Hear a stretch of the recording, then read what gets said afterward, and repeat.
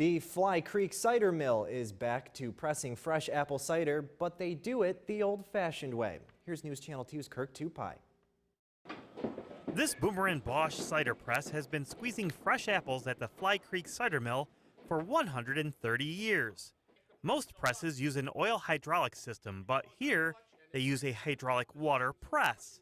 The press was brought to the mill by horse and wagon and has been running ever since it was installed.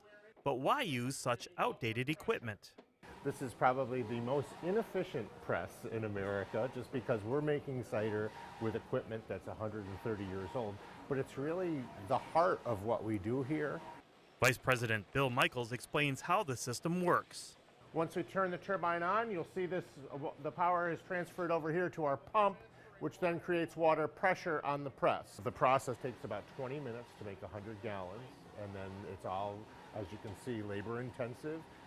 We do have a new grinder, and we're pumping that up from downstairs in the mill's old ice house.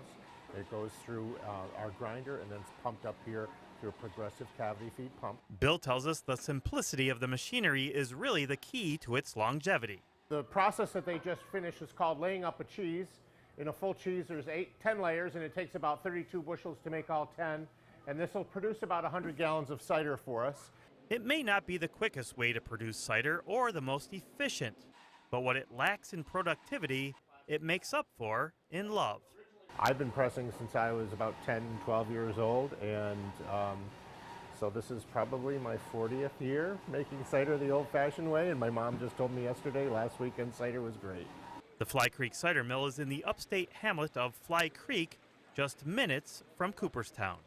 In Fly Creek, I'm Kirk Tupai reporting for News Channel 2.